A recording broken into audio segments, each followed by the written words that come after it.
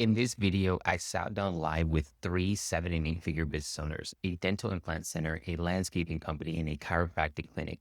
Every single one of them was stuck with something different in regards to their sales team. And in this video, I fix all 3 live.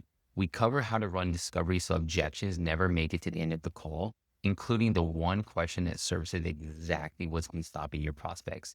How to close without pitching by turning your pitch into a Socratic dialogue where the prospect will sell themselves. Exactly what to say when someone tells you that they don't have the money, and I'll break down my worth if possible timeline and framework that solves that problem. Why your reps slowly drift off script without noticing, and the exact training library that fixes it. And lastly, how to use AI in your closed calls to build a script that's already proven to close so that you can hire more sales reps to do this for you. So now, if any of those sound familiar, this one's for you. Let's get into it.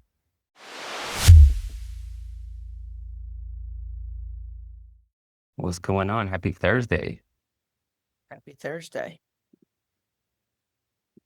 Guys, what's going on? Nice. We got a good batch of people here. Danny, good to see you, meet you. I'll turn on the video soon. Phil, Neil. Yep. Chris, you guys know. So Neil knows Chris, Phil, Danny. You guys don't. Oh, Melissa is also here. Melissa, good to see you. So 3 of our immediate clients are down for you clients are here. So Melissa represents Elite Chiropractic. Drew and Neil have a dental implant center. Okay. And then Phil and Danny own a landscaping company. Okay. So with that context, the reason why you guys are all here is like, hey, we believe there's always next level in sales. So bring your biggest bottleneck. Chris has an amazing track record in the sales. I'll let him do his thing. Also, Chris, you can let them know that you may use this in like your YouTube and stuff like that. And with that, feel free to take it over. Yeah, guys, how's it going? For those of you that I know already, great to see you again. For those of you that are meeting for the first time, I'm looking forward to seeing how I can help you. I just want to be an open book, a resource for you guys. And just to give you a little bit of background, for the past 15 years or so, I've been operating inside of sales teams as a sales rep, sales lead, sales manager, sales director. And I always start from the bottom and work my way up very quickly at every team I go to. Over 54 million generated in sales through teams that I have led. So and I'm constantly learning. So I'm, just like you guys, I'm always learning. I don't think I know it all. And so if I don't have an answer for you guys, and if I can honestly help you through my experience, I'll do everything in my power to find the answer, to point you in the right direction, or at least share my experience on the topic. So how's that sound? Sounds good. Great. Cool.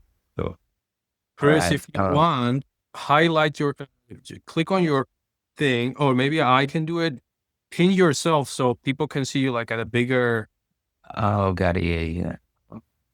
Bigger format, and then and then for everybody else, did you pin yourself for everybody?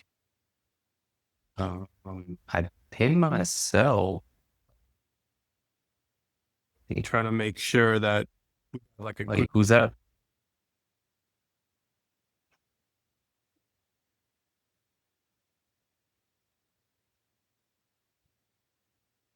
So this is just like basically a Q&A.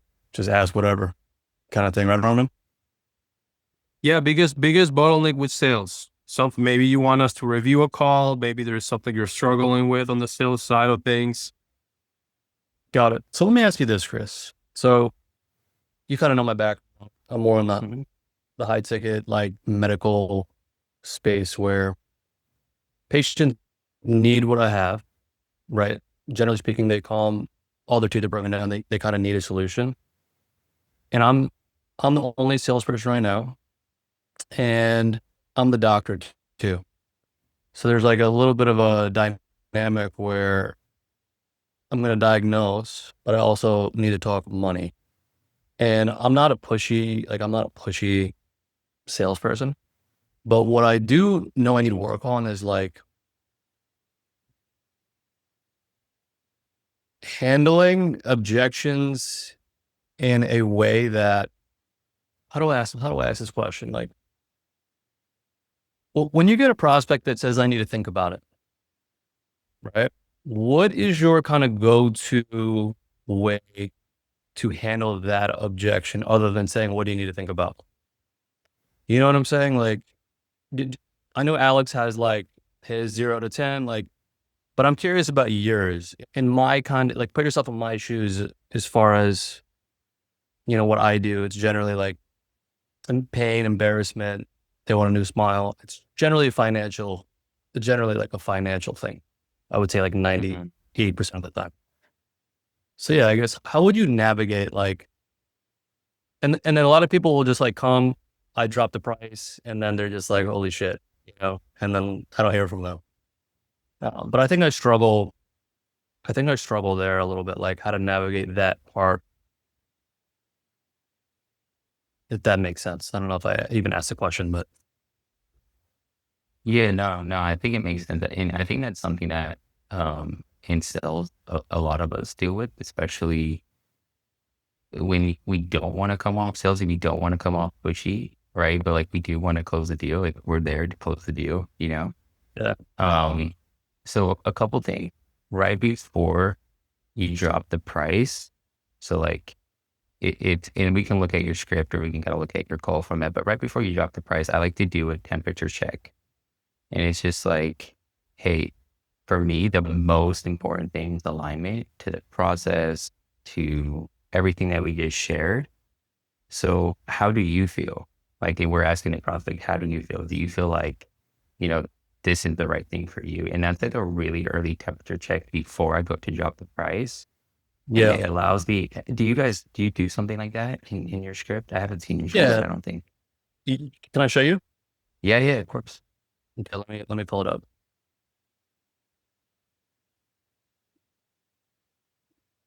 And I would just add for us to the landscaping world of things, we move. That's probably one of our biggest bottlenecks as well, not wanting to be pushy, but also wanting, you know, to effectively close a sale without, you know, letting it in the pipeline and letting it sit out there for a while. So I would say that was something very similar for us.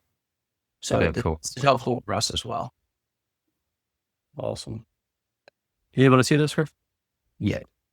So generally speaking, patient comes in, they do the paperwork, they do a 3D x-ray, so I can kind of diagnose, you know, what their teeth look like, what their bone looks like. And then this is kind of like what I run. Just the opening front. Tell me what brought you in today. And then high level, what's the goal? Like, let's zoom out. Like, what are you really looking for? And then here, I will try to like dig up and go through the pain cycle. So like, what's the hardest part about, you know, living with your teeth? And I'm going to try to get more examples, tell me more, what else through each of these questions. Yeah. So that I run through the pain cycle. I'm jotting notes here just so I can do my recap. And then I will say, you know, does that sound about right? Everything kind of that I touched upon, those say yes. And then I'll say, is there anything else that this is affecting that we're not talking about? Just try to go a little bit deeper. And then that's the final pain stack. I'll do my importance check from scale of 1 to 10, like how important is this for you to get fixed, you know, in the next year? Or I don't really even say that. I'll say, how important is this for you to get fixed? And they'll generally say like a 10, this is like top of mind. And then I'll overview past the 10. So like, what have you tried so far to fix this? What other, you know, have you gone to any other dental offices? They'll generally say, yeah, I've been to this implant center, or yeah, I went to this dentist, had a terrible experience. And then I'll sell the future state. So if I could get you to the point where you can smile again without even thinking about it, eat all your favorite food, basically just recap what I had in this section here. And then I will go through the exam or the 3D x-ray with them, kind of say, okay, you're a candidate. That's how I kind of frame it. Like I'll look at the computer, let's see if you're a candidate first, you know? Then once I confirm candidacy, I kind of like don't even really look at this part of the script. I just explain the procedure, show before and after pictures, show some videos of patients seeing their smile for the first time. And then that's kind of like the end of the presentation. It's like, okay, I will generally say like, they're going to ask about price at that point. Like, okay, how does this cost? Or how is this going to work? And I try to like defer and like any other questions clinically first. Let's get everything else out of the way first. Mm-hmm. Mm-hmm. And so the last thing I'll generally say is like, what's stopping you? Like, what's been stopping you from doing this? Because a lot of people wait like 5-10 years, and most people say, money. So in this frame, like, first of all, feedback on this, or would you change anything? That question, what's been stopping you, to me feels more like a discovery question. And so right now, if you're asking it like in the pitch, you're kind of going back into discovery.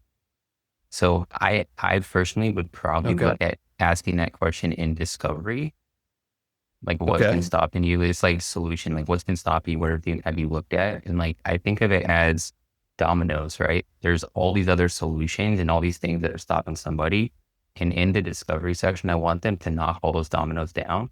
And I want my product or my solution, like your, you know what I mean? Your service to be the only domino standing. Mm-hmm. And so that's what I would call like solution awareness, right? Like, what are all the solutions they're looking at, and why have they not taken them? So that's one thing I would probably change, just like what you told me there, Neil. Okay. Because I think what's happening is you ask that question and then you get resistance, and before you drop the price, they already told you that, like, you're already kind of like, I don't have the money, and they're like, they don't even know the price yet. Or like, the finances has been the challenge. Right? Do you get that a lot? Up on the meeting. Like, There's rules.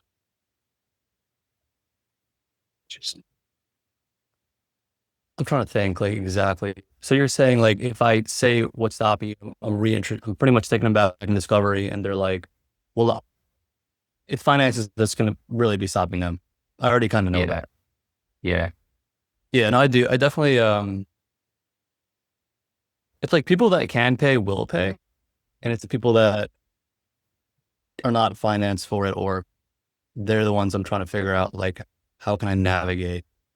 Yeah. So you need that question here pretty much in discovery.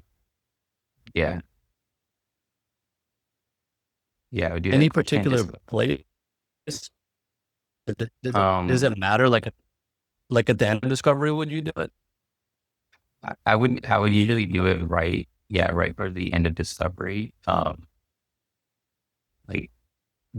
Because you can ask that question and it segues very quickly to like, well, what happens if you don't do anything about it, right? Like, what's been stopping you? Money. Okay, well, what happens if you, like, what's the consequence of inaction? What happens if you don't do anything about it? How, like, what's the consequence of that? What's the cost of nothing? Yeah. Well, I'm going to forever be in this pain situation. I'm never going to have my dream smile. Okay. That's like the dagger. That's like, oh, I got to do, like, so would you say that you have to do something now? Yeah. Okay. We can always find a way with the money. We can talk about that later, but, are you sure this is something that you want to do now? Yeah. Okay. And then you can kind of segue to like your pitch. So that's why I like doing that question in discovery. I love it. That makes perfect sense. I'll definitely change that. And then the rest of it, you're pretty good. Yeah. Let's go down to your pitch. Like keep going. Scroll down more. So Chris, you broke up. What you said? I missed that part. Scroll down to your pitch a little bit, just right before you're dropping the investment. Let's go down. Okay, you go. Mm-hmm. So exam and diagnosis, explain the process. Okay, explain the process. This is basically your pitch, right? So you're like, here's what we do, then we do this, then we do this. One thing that I like to do in between each of your kind of your pillars, right? So it's like, the first thing that we do is this photos and digital scans of your dentures, bone gums. We design everything. You may be doing this, but in between each of these pillars, I like to throw it back to them and be like, what questions do you have on this piece? Yeah. Because a lot of times objections that they have are unanswered questions that come out at the end, and they're confused about something. And so I try to get all the questions out of the way. What question do you have about this? None. Okay, cool. The next piece is this. Surgery day. On the surgery day, you're comfortably asleep. What questions do you have on this piece? No. Or they'll ask the questions, right? So I like to elicit this back and forth dialogue, and it makes it like earlier on, you said, I don't want to come off salesy, like you don't want to be pushy. Well, this becomes more of a Socratic dialogue, not a sales call. Like we're going back and forth, and I'm making sure that they understand it at each step. And then, so I would do that for each one of your pillars. If you're not doing it, you may be doing it already. And then the next piece is like, Makes perfect sense. Your close. Yeah. So between 8 and 9. So now you explain the process. I do a final tie down on the process. So that's the process from A to Z. What questions do you have about the overall process? Questions? No questions. If they have questions, if they don't have questions, okay, great. The next step, would be, and I do a temperature check right before I'm about to drop the price, is the next step, this is like the alignment piece. The most important piece for me is alignment to this process, this program, right? So how do you feel? Is this the right thing for you? And I give them an opportunity to give me those objections, because I'd rather handle them before we put a sticker price. Before we put dollars on this, they're objections, right? You hear most to this all the time. Like obstacles we can steer around, we can handle them. Like once you put a high ticket figure on like this blockage, now it's an objection, and like you're trying to force through it. So I do one last temperature check here. And what I'm listening for is conviction, tonality in their voice. Are they confident, right? Like what about the process has you feeling so confident? And I get them to justify it to me. So they're selling me on why they're confident about this process. If there's uncertainty in their tone, or if they're like wishy-washy, you'll hear it right away. It'll sound like, it sounds okay, or it sounds good, but, or like you'll hear that type of language, and I'll attack it right there. I'm like, hey, it sounds like you're a little hesitant. Help me understand what's going on, right? And so I'm trying to attack those things. I'm looking for conviction. I'm trying to get them to conviction at this point before I go to press drop. Sorry, this is a little technical, guys. I give the details. So if I've lost anybody, please feel free to chime in. But how did that sound or feel? No, that makes perfect sense. That was super helpful. So between 8 and 9 is like your final tie down, and how would you frame that tie down? Like, how are you feeling about everything? Kind of like, is that what you would ask? Like, I always say the same line. It's like, all right, great. Well, the most important thing, and I'll do something like this. The most important thing for me, like hand on your chest, usually means sincerity. It means like, and the reality is that you do care about them, right? So it's like the most important thing for me is alignment to the process. So, and since you did a scale of 1 to 10 earlier, I wouldn't do it again. But if you didn't do that scale of 1 to 10 earlier, I would do it right here on a scale of 1 to 10. 1 being, Chris, this is crazy. This makes no sense. 10 being, yeah. I got you. So you'd move it. It makes more sense to have it between 8 and 9 than up where I had it, right? I put it right there. Yeah. Yeah. Importance check would go down here. And then you'll get your objections. If it's not a 10, okay, what's stopping this from being a 10 kind of thing? And then I'll get my objection, right? Yeah, but I always start with the positive first. So if he said 9, oh, wow, 9. That's so confident. Why are you so confident? Right? I'm getting him to justify his confidence to me. He's not like, he's selling himself and he's selling me. So all these little things are going to reduce the sales resistance, because like at every step, they're telling you, they're asking you, so why so confident? 9 is really confident. Okay, what would be holding you back for being 10 out of 10 on this? it's just the money. Okay, cool. No, we can figure out the money solution. If, money aside, do you feel like this is the right thing? Yeah. Okay, cool. The next step would be to just chat through the investment. Let me know if you want. We can go ahead and chat through that. And I get permission at that point, because if I'm like pushing them to the investment, it comes off salesy. It feels like you're pitch slapping someone, right? It feels like you're putting it on them. If they say, yes, I want to know the investment, they're inviting me to give it to them, right? They're inviting to know. So it changes the dynamic just a little bit. And so I do these little, the next step would be to walk me through the process. If you want, I can do that. Yes, no, right? So they choose the yes. So they're choosing their path at every step of the way on the sales call, reduce the sales resistance. So that at the end, when you're like, all right, so the investment to help you get the smile of your dreams, blah, blah, blah, all those things is only. And then you drop the price. That was super valuable. Okay. And then I feel like you didn't answer your original question, but I wanted to give you that context, leading into it, because I think it'll help you. And then the last piece is, if they say like, oh, it's literally the money, it's just having a little bit of confidence, that an objection is coming already. And so I always like to say, money aside, put the money aside for a second. Would it be worth it for you, to make this sort of investment? Do you see the value in making the investment to achieve, right? So it's like, I always go through this acronym: worth it, possible, timeline. Would it be worth it for you to invest whatever it is, 50K into the smile of your dreams? Yes, no. Yes, it'd be worth it. Okay, so it's not that he doesn't want it. It's it's worth it. He wants it. Then I go to possible. WPT, worth it, possible. Is it possible for you? No, it's not possible. Okay, no worries. What is your timeline to possible? What do you think it would take to get you to possible?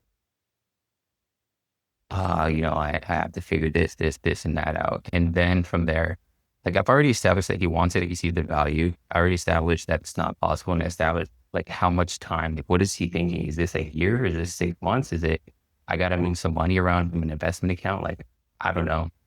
And then from there, if I already know this is a financial situation, I had a mentor. It's funny, guys. I had a mentor of mine that would never let me leave the sales call and say that somebody didn't have the money unless I went through and I knew their credit score. I knew how many credit cards they had. I knew how much they had in their bank account, how much balance they had on cars, all their invest. I could not show up to the team meeting and say that this person didn't have the money unless I had this full open wallet. And they say, okay, right, they don't have the money, right? And so this is something that stuck with me, because there's always a way. If somebody really wants it, you have financing, there's a way to go borrow the money. There's a way to do it. And so at this point of the call, I'll go straight to open wallet. And I could share more about the open wallet, guys, but essentially it's hey, are you open to having an open and honest conversation about your finances so that we can see if we can get creative to find a way to make this work? So if you notice, everything I'm doing very permission-based, right? Are you open? Yeah. Okay, cool. Are you sure? And then from there, I'll go into, all right, well, let's take a look, in terms of income, what does your monthly income look like? And they'll tell me, oh, I make whatever, 10K a month or 5K a month. All right, but that's just covering expenses. Got it. Okay. Do you have any other investments? What about your credit score? Your credit score? Is it a 6? Is it a 7? Is it an 8? And now I'm already qualifying them for financing, right? So I can share more. I'm gonna go to the details on the open wallet, but I think that might help you if you guys aren't doing something like that already. Or sorry, No, I kind of, I'm missing a lot of these little things. And my kind of pitch, I guess, at the end when we're talking about financing is patients will pay for this generally three ways. A lot of patients, have been saving for this for a long time. They'll just pay up front. Some patients will pay a portion down and then finance the remaining.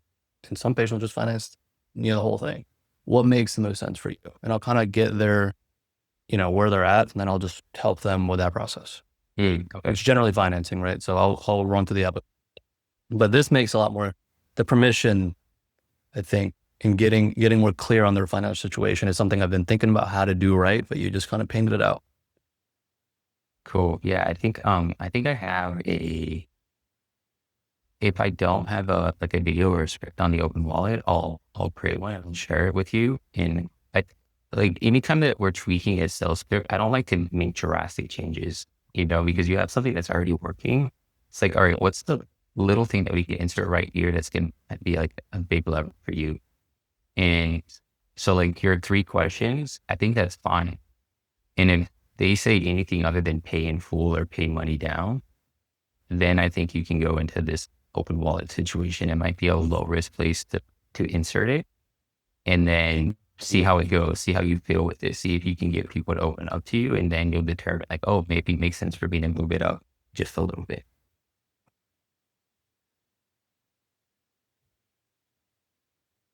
Got it. No, it makes perfect sense. Cool. Man.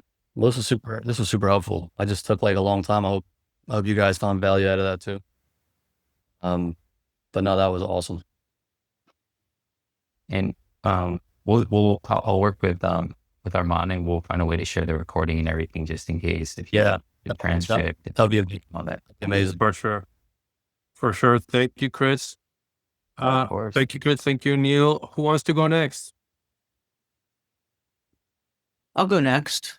That was really helpful, just understanding, reducing the friction, giving it their preference and letting them kind of guide the way. And then when you ask action, they've already said yes many times. They've already basically made the decision. So that was really helpful.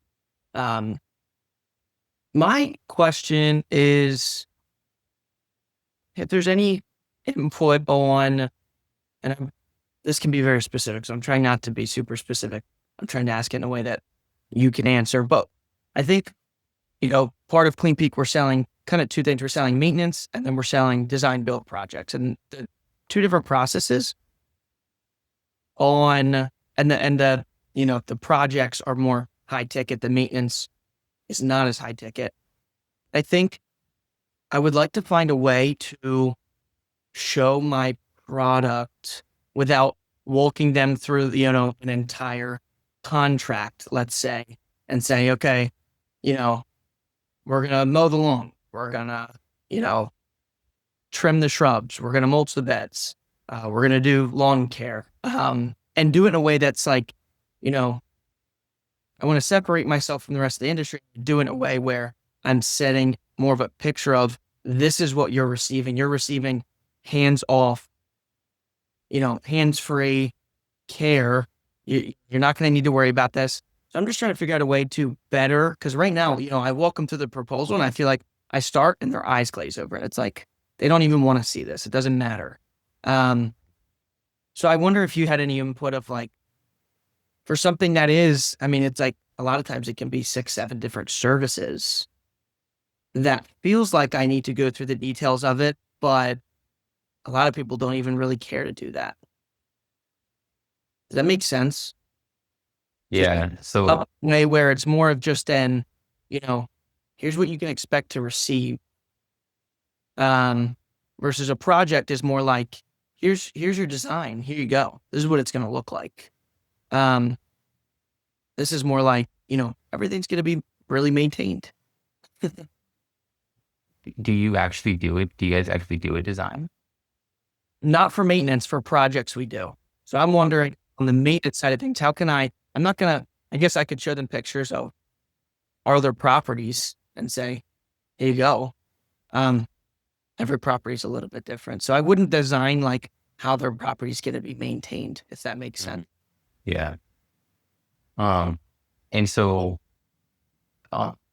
maybe walk me a little bit through kind of the beginning part of your sales call. I'm assuming that you're doing some sort of diagnosis or discovery, trying to understand Yeah. similar to what Drew, sorry, Yeah. I keep seeing Drew. My fault. Yeah. So we, I think go ahead. one second, Danny. I'm gonna have Drew, Neo, you want to stop sharing so we can have Yeah. Neo? Sure. Oh, I'm sharing my bad. I didn't realize. We go. All right, there we go.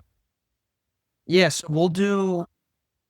Most of our leads are warm, so they're calling us. So during that intake call, our Logan, who takes in those calls, will diagnose and filter fairly lightly, but he'll get a good idea.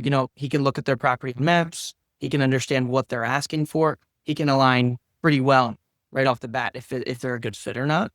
Mhm.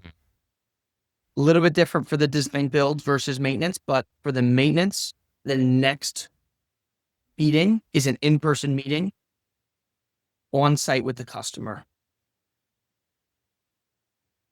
Logan, on the intake call, will do a little bit of understanding their pain points, and then I'll go deeper with them while I'm on site.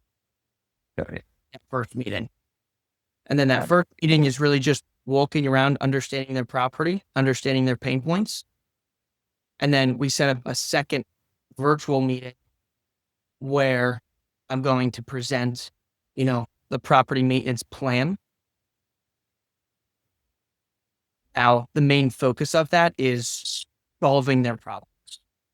That's where I try to keep most of the focus. Here's what I heard you say. I heard you say, you have a communication issue with your current company. They're not reliable. They don't show up when you said they would. Is that right? And then building, selling the plan off of that versus we're going to trim your shrubs. We're going to mow the lawn. That's kind of a very broad.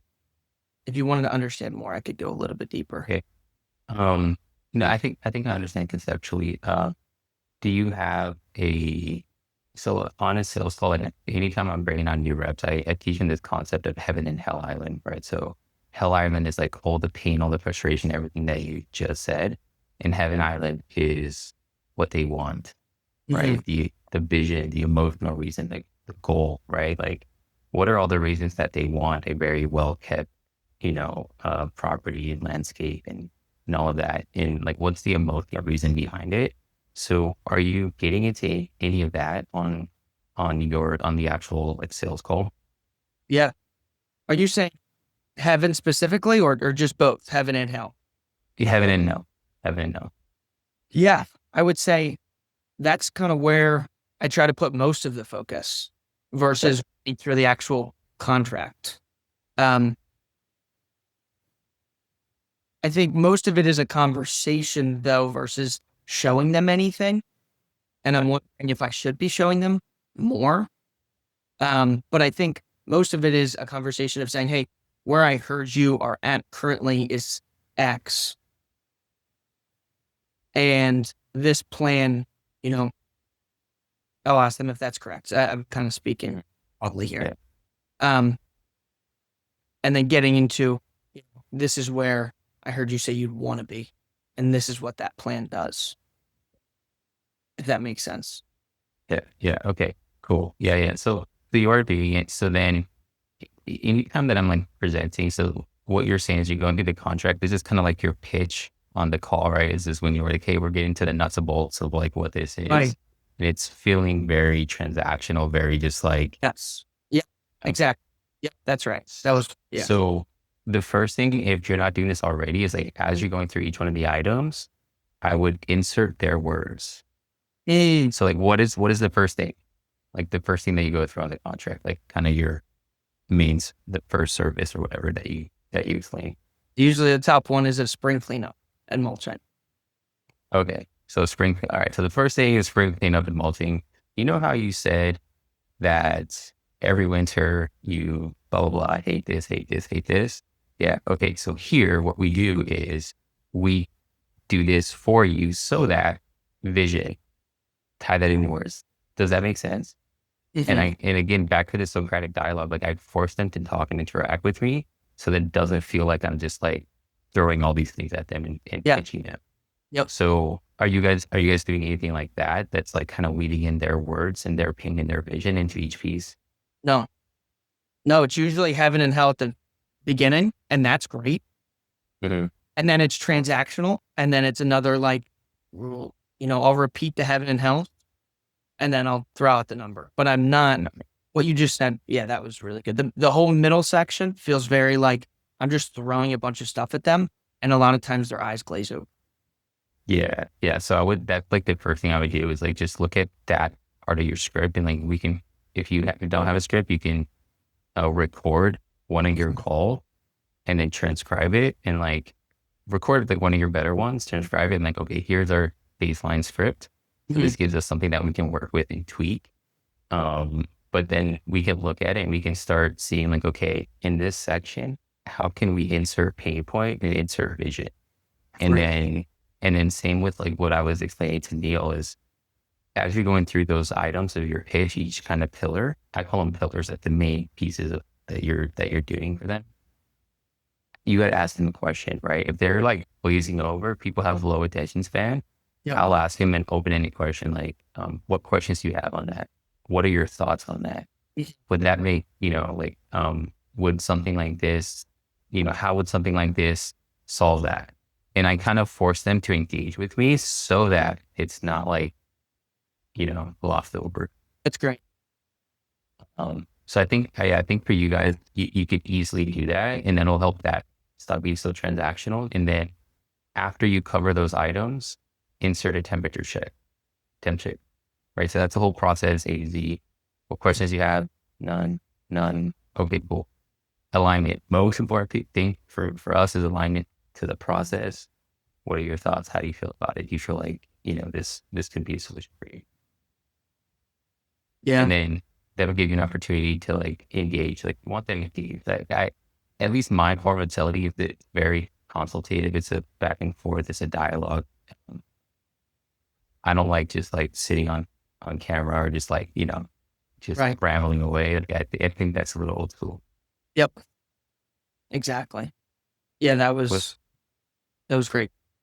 Cool. All right. Do you guys feel like that would give you a little something to help you with? Yeah, definitely. And we have been recording. When did we start recording? I guess mainly this year. Yeah. So we can take some of those and pull, a good one like you said, and take the transcript and start to play with that and insert where, we could ask a temperature reading question or, make sure, each service is aligning with the pain point and solving an issue. Yeah. So like if you had a good amount of recordings, I would like find 5 or 10 that closed. I was like, I want to get ones that close, right? Because like they close for a reason. And then you could just drop them all into the AI and be like, here's 5, here's, 10 calls that closed. Help me kind of combine these into one sales script that's highlighting kind of the key section of each call. And that would give you kind of a baseline. Right. Awesome. Thank you. The other thing is like, if you guys are not listening to those call recordings actively, I would make it a habit of listening to them because there's so much to learn.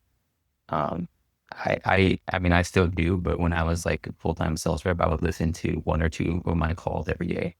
And I would listen to wins in the morning and losses in the evening because like I want to set my mindset in the top of the day with like, here's me crushing it on a call. Here's me collecting, painful 36K, whatever. And it puts you in that mindset, that frame. And then end of day is like, man, I got my teeth kicked in today, but like, what can I learn from this? And so I'll listen to, certain sections of the call that I knew that I struggled with and just try and see like, how can I tweak this? How can I make this better?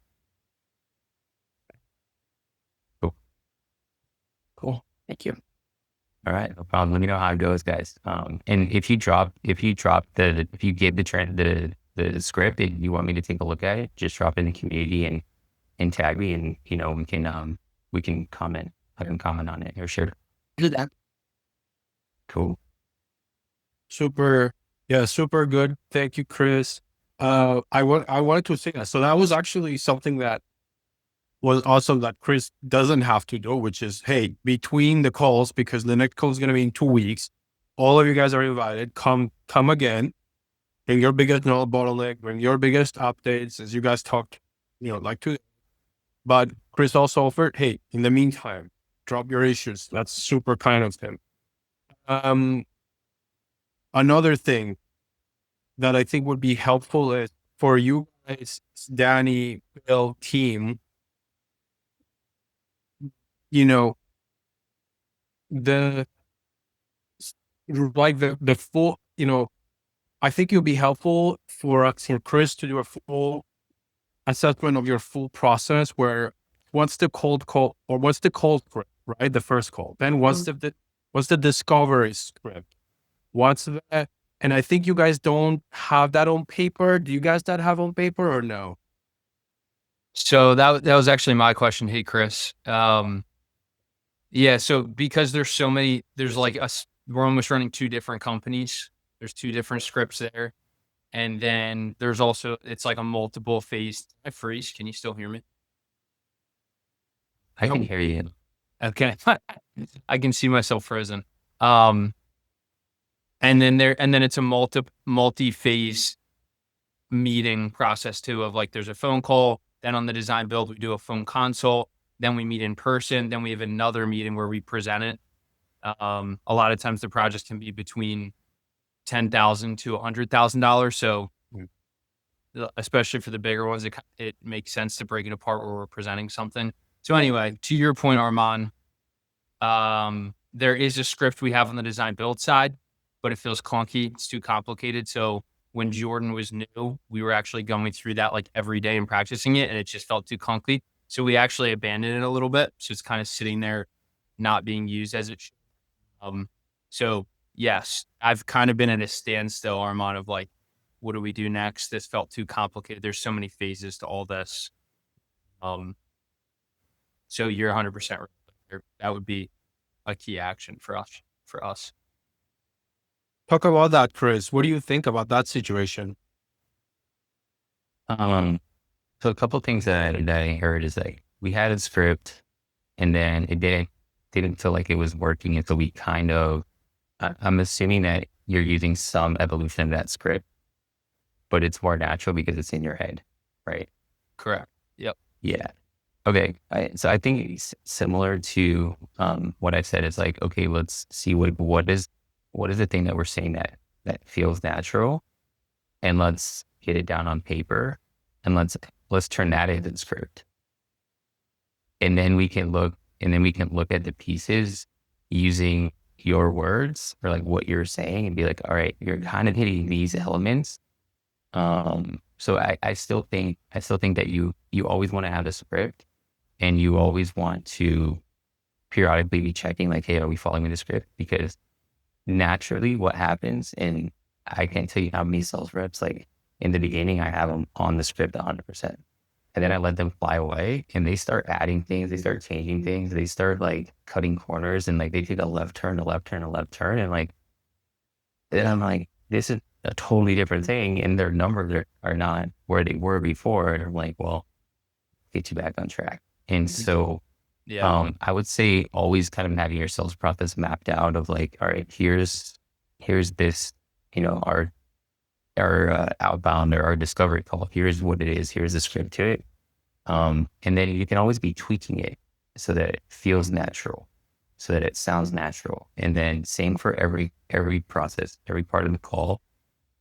For a couple of reasons, the only way that, and I was sharing this with Neil before a couple of weeks ago, it's like the only way that you're going to be able to train somebody else to do this, if you guys eventually are going to try and grow and remove yourselves from the sales piece, is if you have a script and you have like 25 call recordings that are exactly as the script.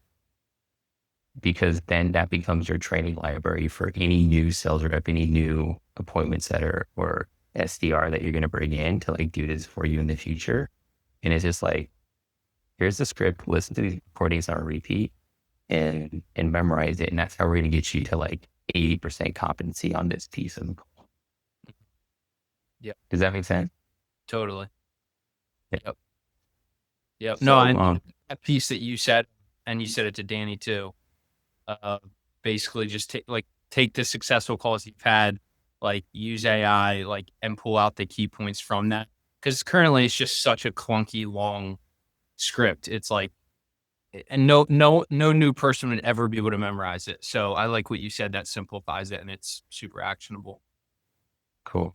Yeah. And, the other thing is, what was I going to say? I lost my train of thought, but yeah, if it comes back, I'll let you know. Okay. Cool. Thank you. You're welcome. One more thing I have to add. This is so cool. So Chris, because for now, the people that are coming are our clients, I can give you more context. So, we will be helping you with this, like Kinetic, the account manager for Phil, and Neil is here listening. So we're going to bring this up to them. Like if me and Kinetic notice things that, hey, I think that this one thing could be good, we'll bring it up. We'll add context. For now, I think if everything is on a piece of paper, or in a virtual piece of paper, and the whole team just, sticks to that, I think it'll be a huge move. Phil, do you guys have a software where you keep the scripts, or where do you keep the scripts? No, it's just on a Google Doc. On a Google Doc. Yeah. Okay. How do you do it, Chris? I was actually pulling up so I do this for like any sales system that I'm going to build. Is I like to have especially if we have a complicated sales process.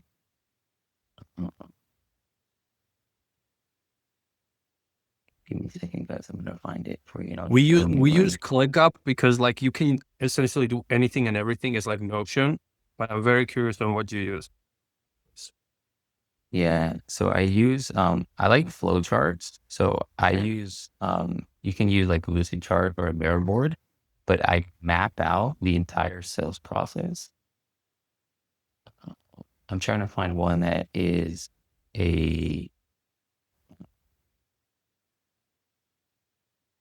there's like a beat or longer sales cycle.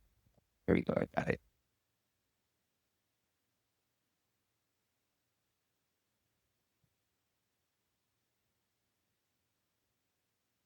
Let me share screen. Let me know if you guys can see my screen.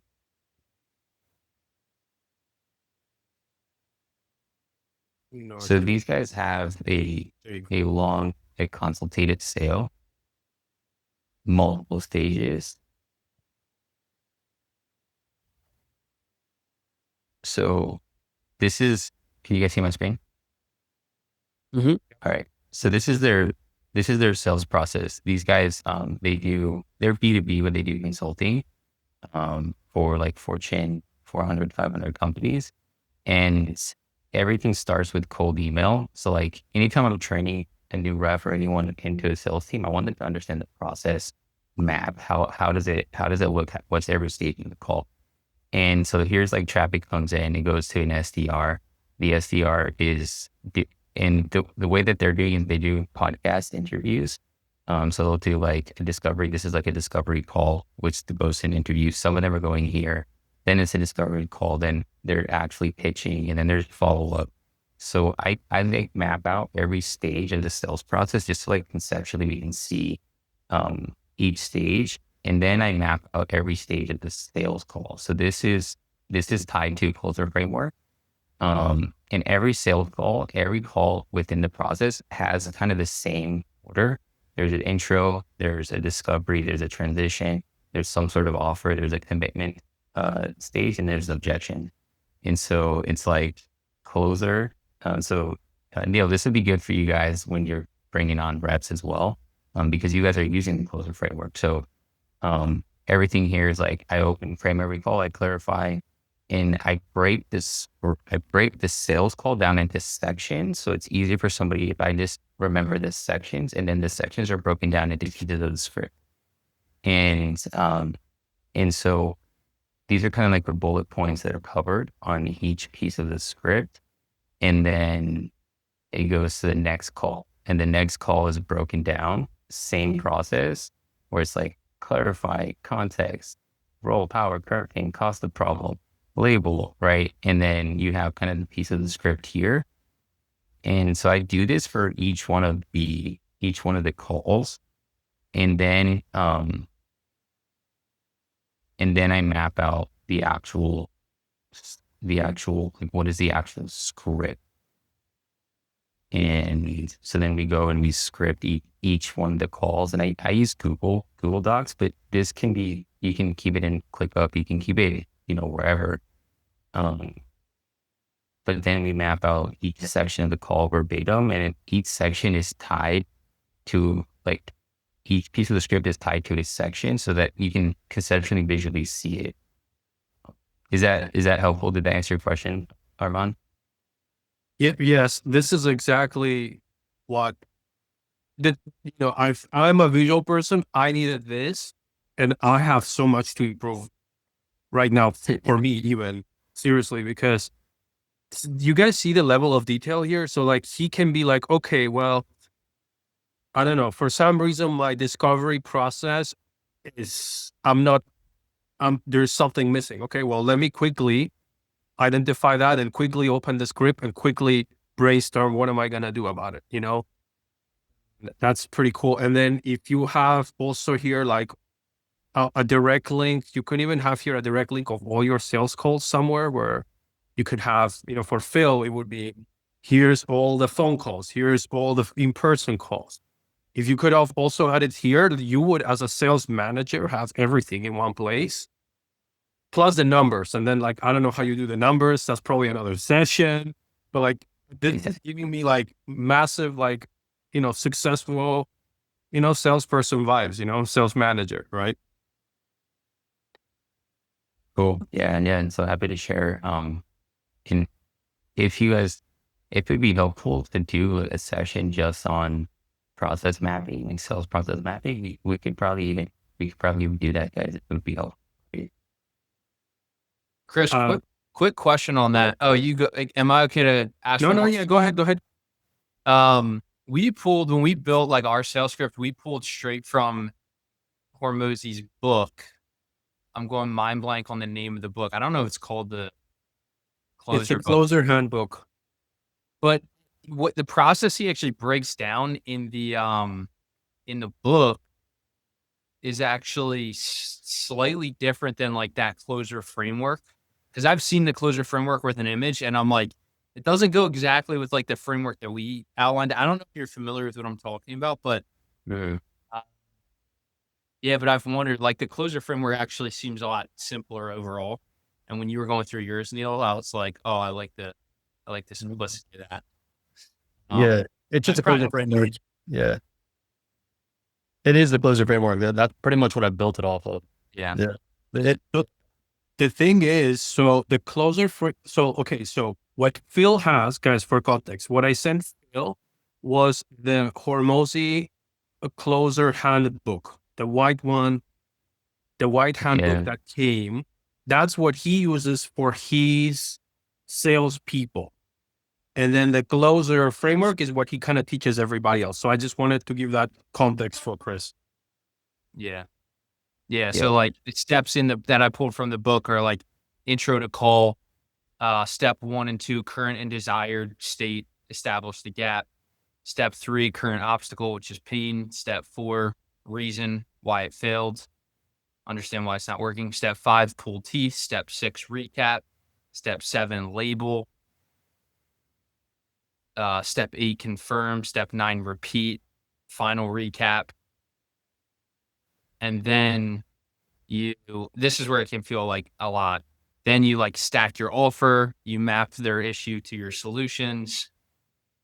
You confirm, and then you set vision, and then you drop price. So yeah, it can be a lot, I think. But honestly, to do it right, every sales call, it's going to be a lot, but it's like, how can we simplify this complex process into like just the core elements, the main pieces? And once you've done it enough times, like, and it makes sense in your head, then it's like you can do it without even looking at a script. You kind of just know the sections. Yep. Yeah. So I think it takes a little bit of, it for sure takes a little bit of drilling and just like working through it. And if like if you're the one selling and it like conceptually is confusing or feels like a lot for you, then it's going to be hard for you to do it on a call, and then you're going to feel uncomfortable on a call. And so I think it's better to like take a step back and let's work through the confusion on like, what about the script is confusing or like feels like a lot, and let's like really simplify it, or let's make sure that you have 100% confidence in it, because if not, then it's like it's going to translate on the sales call like that you're not confident. You're going to feel awkward, you know. Yeah. Yeah. All right, cool. What else, guys? What else we got? We got 5 minutes. So let me ask you, maybe this might apply to the whole team. As far as opening the wallet, kind of the framework you're talking about, let me share my screen. This is something that I actually got from like a big corporate implant center. Is this kind of like, and I always found this to be like a little too much for me to do as the doctor. And maybe I need somebody else to do this part, but is this kind of like what you're talking about as far as like opening the wallet, like getting them very clear if you get the permission? Yep. Yeah. Yeah. The main thing is like, because if someone's telling you that they want to do it, if they don't have the money, Yeah. then it's like, we got to help them find the money. Yeah. Because people have more money than they think in different areas. They just don't think about it. Right. Yeah. They just don't think about it, or they're not getting creative, or they're very like, one-minded. I think, yeah, it might feel like a lot. It might feel like a lot. Neil, what is your go-to? Would it be for them to apply for financing? Yeah, exactly. I'm assuming you prefer that they don't, you prefer that they pay cash, right? I mean, Or do you care? in a perfect world, yeah, but I know it's just not really feasible for most people, right? It's kind of like buying a car. Like kind of like buying a car. You're not going to generally buy it in cash. You're going to try to finance it, right? Pay month-to-month payments. Okay. You don't have to do as extensive. What would be the main qualifier? Is it credit score to determine if they will? Credit score. Yeah. So you could like simplify it to, hey, you've been having a conversation about finance and see how we can make it work. Yeah. Okay, cool. What does your current financial situation look like in terms of cash savings? Yeah. Okay, cool. Like, basic human needs, food, water, shelter, taken care of. Yeah, you're good. Okay, awesome. How about your credit situation? Do you have an idea of like what your credit score is? Is it this, or this? And that's like a simplified version where you're not going into like everything there. That's something you could try. Okay. And then, like kind of what Phil was saying on that script he was talking about, where Mosey was always like, chunk up to the solution. Like at different points in your script, you want to like say why your solution makes sense, chunk up to that, let the pain sit, and then keep going. Is that something that you do, or you try? Because I don't feel like I do that in my script, and I think, should I be doing that? Yeah. So yes, I think it's important. It's something that we do. It gets a little bit technical, and if you're like in your head trying to do it, so I think it's the same like what I was telling Phil. Is like we have to understand conceptually like what that is and how to do it. So it's best to like drill on that, so that you're not like trying to do it on a call, because if it just doesn't add up, you're trying to like chunk things up, it doesn't make sense to them, and they're like, what the heck? And it just makes it a weird call, Yeah. Makes sense. So you really got to train for that. Yeah. Get under your script inside and out, like can't think about it.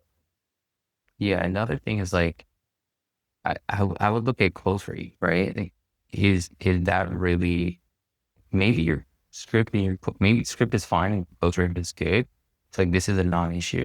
And in that case, like, why change it? Yeah, makes You sense. know?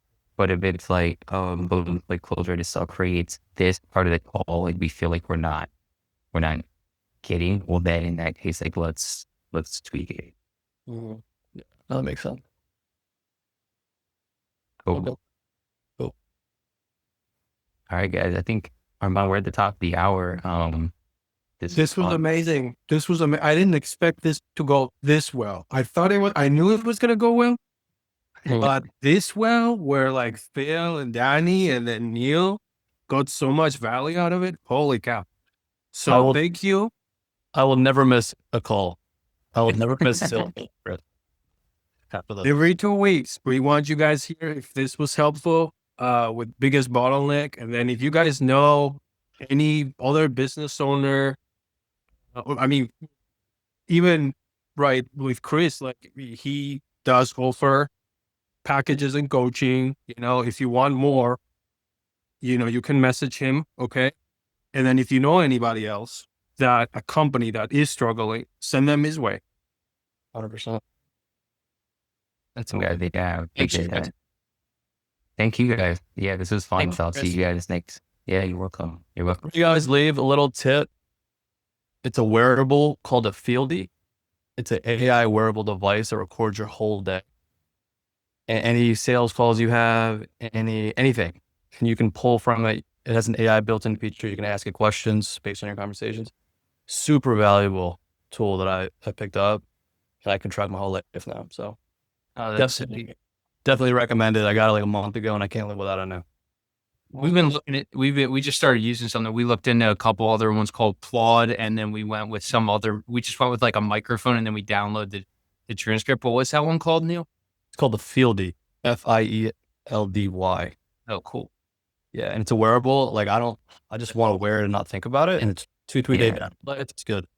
That's sweet. Yeah, awesome. Thanks for sharing that. Yeah, of course. Share all that. That's good. Thank you, Neil. Share everything like that in the community. Other people will be able to help. Chris, thank you so much. Any last words?